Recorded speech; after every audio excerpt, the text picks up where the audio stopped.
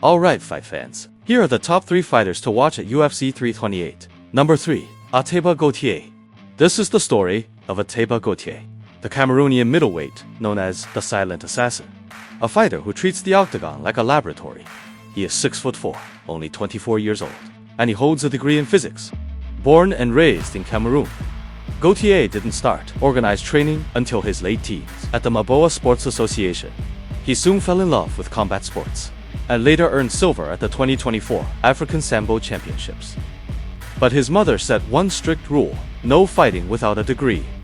So Gautier earned a physics degree, worked as a science teacher, and only then turned professional in 2021.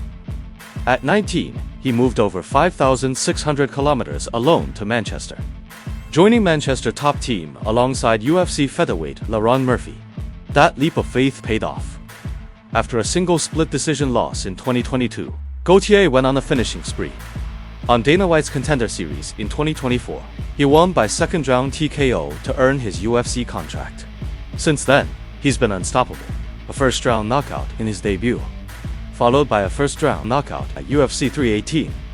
Then, a first round knockout of Tristan Vines.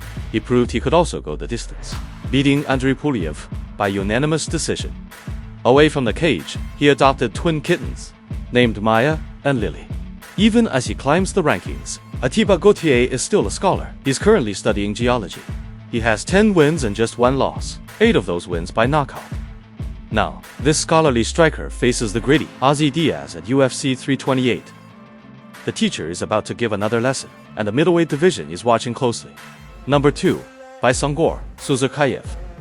Every fighter has a backstory. Susurkaev's journey starts on a construction site in Chechnya.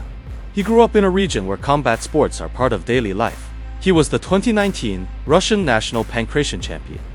But fighting was never the first job. Before the UFC, Susurkaev was a general laborer, carrying loads, working long shifts, then training only when the work was done.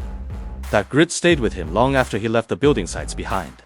He turned pro in 2019 and won 6 straight, becoming an undefeated prospect. His rise to 11-0 looked smooth, but the truth was brutal. From 2022 to 2024, he fought just once. His career stalled. To survive, he worked as a food delivery driver and a furniture mover, all while raising a young son and daughter.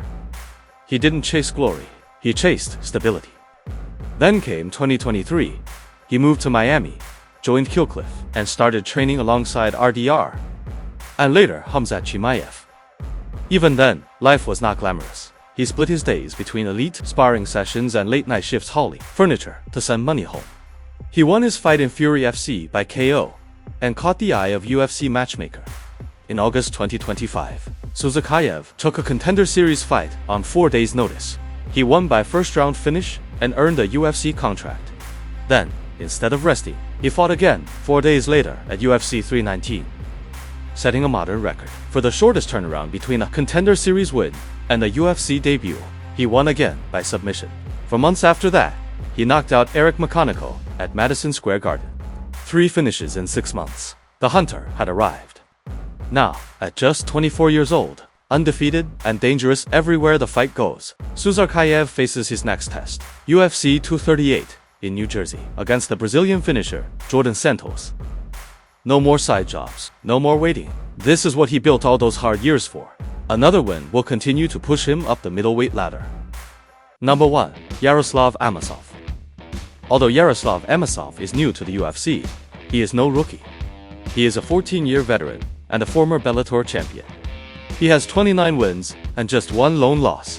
He also has one of the most inspiring stories in MMA. Our story begins not in an octagon, but in Irpin, a small city in the heart of Ukraine. Here, a young Yaroslav Amosov found his calling in combat sambo, a fierce, complete system of throws, strikes, and submissions. He didn't just learn it, he mastered it. Becoming a 4-time sambo world champion, he built a foundation of dominance on the mats long before he ever entered a cage. Turning pro in 2012, Amosov took that sambo excellence into MMA. And for over a decade, his ascent was nearly flawless. He dominated the local regional MMA circuits across Ukraine and Russia, stringing together 19 consecutive victories. The momentum was undeniable, leading him to the global stage of Bellator MMA. This is where the promising talent became a proven contender. He systematically defeated a who's who of established names, a top NCAA wrestler in Ed Ruiz, former UFC fighters like Gerald Harris and Eric Silva. He solved every style presented to him. That relentless march culminated in a title victory over the feared champion, Douglas Lima. Yaroslav Amosov was now Bellator's first Ukrainian-born champion. A perfect record of 27-0. The narrative of invincibility was complete until it wasn't. In his second title defense, against the extremely underrated Jason Jackson, he was caught. The zero was gone. But champions are measured by their comeback. Amosov took a chance on himself. He left Bellator, returned to the proving grounds, and secured a dominant win in the Cage Fury Fighting Championship over another former UFC fighter, Curtis Millender. A decisive win earned him a call he'd been waiting for. The Ultimate Fighting Championship had its newest welterweight force. Yet, to understand this man, you must look beyond the sport. In 2022, as the reigning champion, Amosov faced a reality beyond competition. He chose to stay in Ukraine, aiding his homeland alongside countrymen like the Klitschko brothers and his friend, unified boxing champion Alexander Usyk. After the liberation of Irpin, he published a video retrieving his championship belt from his mother's home.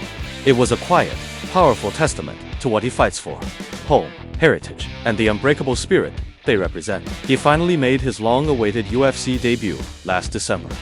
He submitted top 15 gatekeeper, the crafty Neil Magny, in the first round. Now he takes on dangerous striker Joel Alvarez, as Yaroslav Amosov looks to continue climbing the welterweight rankings and earn a title shot in the near future. Thank you for watching. Please like and subscribe to the channel. Until next time.